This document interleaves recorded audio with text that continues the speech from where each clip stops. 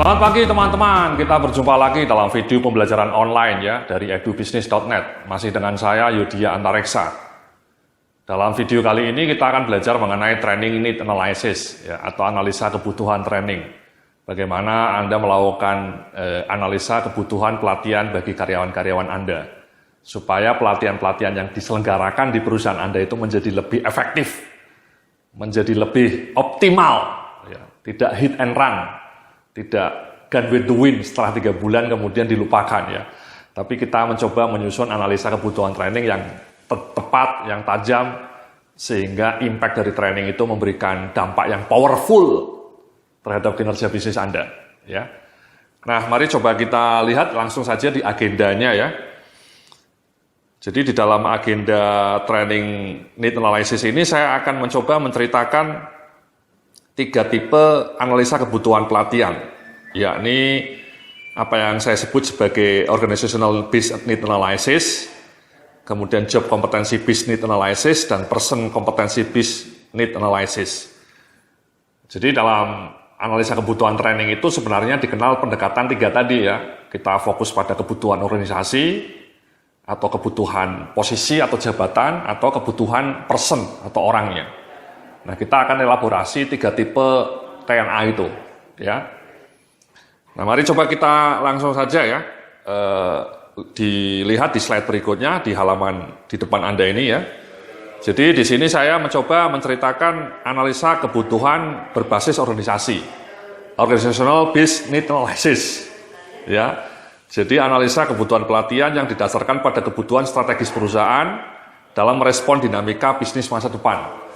Jadi intinya adalah analisa ini mencoba merujuk pada kebutuhan strategis perusahaan. Ya. Kebutuhan strategis perusahaan dirumuskan dengan mengacu pada 2 elemen pokok, yakni corporate strategy dan corporate values. Ya, jadi organizational need analysis ini Anda mencoba mendesain training-training atau judul-judul pelatihan di kantor Anda dengan merujuk pada kebutuhan strategis perusahaan, di mana kebutuhan strategis perusahaan itu dipicu oleh 2 hal, corporate strateginya dan corporate values yang mau dikembangkan. Berdasarkan 2 elemen itulah kemudian Anda mencoba mendesain training-training yang dibutuhkan bagi karyawan Anda. Jadi trainingnya bersifat mandatory, artinya Anda mendesain training-training yang wajib diikuti oleh semua karyawan ya. Tentu sesuai dengan levelingnya ya. Nah, mari coba kita lihat ya di dalam slide berikutnya ini ya. Di dalam tahapan organizational need analysis ini ada 2 sumber, bisa Anda lihat. Corporate strateginya dan corporate values-nya. Ya. Kemudian dari situ kita bisa tahu faktor kunci efektivitas dan keberhasilan organisasi. Nah, di slide berikutnya bisa Anda lihat ini ya. Jadi dari faktor kunci efektivitas dan keberhasilan organisasi itu kemudian kita melacak mengidentifikasi 7 tipe kompetensi yang harus dikembangkan. Misalnya ada planning, communication, teamwork, excellent service, learning, leadership, dan technical skills. Jadi 7 elemen ini tidak muncul dari langit ya. 7 elemen ini didesain, dirumuskan berdasarkan kebutuhan organisasi Anda ya.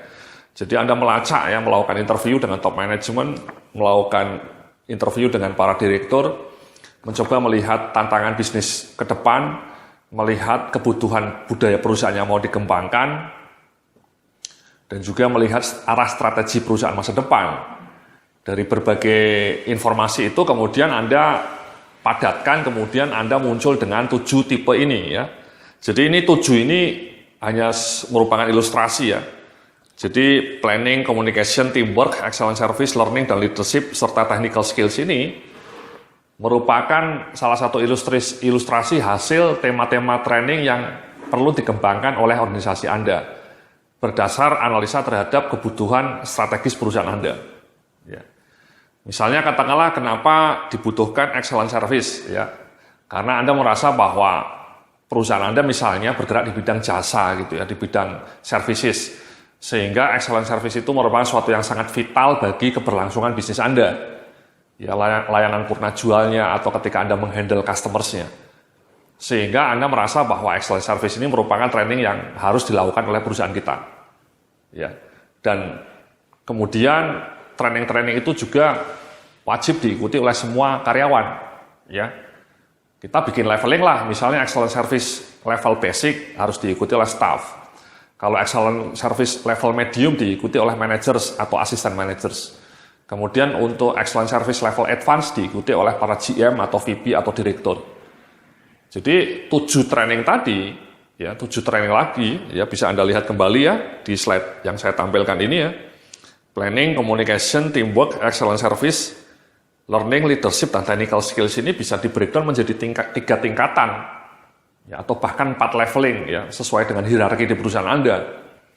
Jadi 7 judul training tadi kemudian di breakdown menjadi level basic, level medium atau mid, kemudian level advance. Jadi semua karyawan yang levelnya staff atau pelaksana wajib ikut training excellent service level basic. Semua asisten manager, supervisors, dan managers wajib ikut training excellent service level medium. Kemudian semua GM, semua VP, ya, semua senior manager wajib ikut training excellent service level advance. Jadi seperti itu ya analisanya ya. Kita tidak lagi melihat kebutuhan individu per individu, tapi ini merupakan satu upaya untuk mencoba menstandarkan kebutuhan organisasi. Dan kemudian kebutuhan organisasi itu ketika sudah ketemu, sudah teridentifikasi, diberlakukan untuk semua karyawan. Harapannya semua karyawan punya kompetensi yang standar untuk 7 kompetensi tadi, 7 tema tadi. Ya. Nah, mari coba kita lihat ya di bagian berikutnya, di slide berikutnya ya, ini ya. Saya bilang bahwa 7 faktor kunci keberhasilan perusahaan itu ada 7 ini tadi. Ada planning, ada communication, ada teamwork, ada service, ada learning climate, learning spirit, leadership, dan technical skills. 7 faktor ini diakses untuk mengidentifikasi pada faktor apa perusahaan masih mengalami kekurangan yang paling besar dan karenanya perlu diprioritaskan pengembangan pelatihannya. Jadi 7 faktor inilah kemudian yang harus dijadikan dasar untuk prioritas pengembangan pelatihan Anda. Ya, jadi sekali lagi seperti yang tadi saya sampaikan, ya 7 elemen inilah yang kemudian harus dikembangkan menjadi kebutuhan pelatihan di perusahaan Anda. Bisa saja 7-7-nya dikembangkan menjadi training, atau misalnya kalau sumber daya Anda terbatas ya diprioritaskan. Ya, dari 7 tadi. Kira-kira yang paling mendesak untuk dikembangkan berapa? Ini asumsinya kalau perusahaan Anda budgetnya terbatas ya. Misalnya tidak mungkin budget Anda melakukan training untuk 7 tema ini kepada semua karyawan. Ya Anda kemudian bisa coba analisa lagi ya dari 7 faktor ini mana yang masih kira-kira kurang gitu ya. Area pengembangan apa yang paling dibutuhkan untuk 7 elemen tadi. Ya. Misalnya ketemulah misalnya cuma 4 ya, misalnya hanya di leadership, service excellence, kemudian communication dan planning misalnya, di 4 tema itu. Nah 4 inilah yang kemudian dijadikan training korporat, ya wajib diikuti oleh semua karyawan dari semua level. Again tadi 4 trainingnya juga di breakdown menjadi 3 level, ya. Level basic, level mid, dan level advance. Ya. Jadi itulah Mas ya Mbak ya, ketika kita mencoba melakukan analisa kebutuhan training berdasarkan organisasi itu langkahnya simple ya.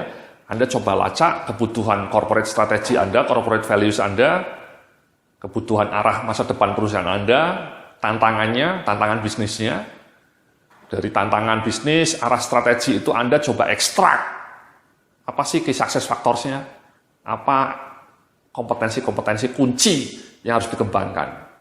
Mungkin Anda nanti keluar dengan 5 atau 6 atau 7, tergantung tipe perusahaan Anda ya, tergantung tantangan yang dihadapi perusahaan Anda. Ya, kalau misalnya Anda bahkan mungkin bisa menemukan 10 gitu ya. Tapi coba diprioritaskan ya. Dari 10 itu menjadi 7, bahkan kalau kemudian budgetnya terbatas diprioritaskan lagi menjadi hanya 5.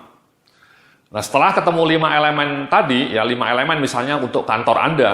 Nah, 5 elemen itu kemudian ya dijadikan judul-judul pelatihan yang wajib diikuti oleh semua karyawan Anda. Ya. Judul-judul pelatihannya juga kalau bisa di breakdown per leveling ya. Tadi seperti yang saya ceritakan ya. Jadi kalau Anda punya budget ya 3 level. Ya. Tapi kalau misalnya kalau budget Anda terbatas juga, Anda mau lebih fokus pengembangannya untuk level mid management ya mungkin trainingnya hanya untuk mid management ya levelingnya. atau hanya di dua level ya, senior management dan medium management. Jadi training service excellence sama leadership sama communication sama planningnya tadi misalnya itu hanya diselenggarakan untuk dua level ya, level basic management untuk level asmen dan supervisor dan level senior management. Ya. Jadi Anda melakukan prioritas ya, hanya di dua level itu yang dikasih training yang bersifat corporate tadi. Jadi itu salah satu contoh untuk mencoba melakukan analisa kebutuhan training ya. Jadi sederhana ya. Jadi ini lain tipenya dengan nanti yang akan kita bicarakan dengan TNA yang berbasis kompetensi jabatan dan juga TNA, training analysis yang berbasis pada kebutuhan individu. Sekali lagi yang barusan kita bicarakan adalah TNA yang berbasis kebutuhan organisasi. Jadi kita ekstrak dulu kebutuhan organisasi, kita desain judul-judul training untuk mengadres kebutuhan organisasi itu, dan kemudian judul-judul training itu diberlakukan untuk semua karyawan. Ya, di semua level kalau budgetnya cukup, kalau budgetnya tidak cukup ya mungkin di level mid management saja. Jadi seperti itu Mas, ya. Ini adalah tipe yang TNA pertama. Ya, TNA berbasis kebutuhan organisasi. Nah, dalam video-video berikutnya nanti kita akan bicara mengenai TNA yang berbasis pada kebutuhan individu dan juga TNA yang berbasis pada kebutuhan jabatan. Sampai jumpa dalam video-video berikutnya. Terima kasih.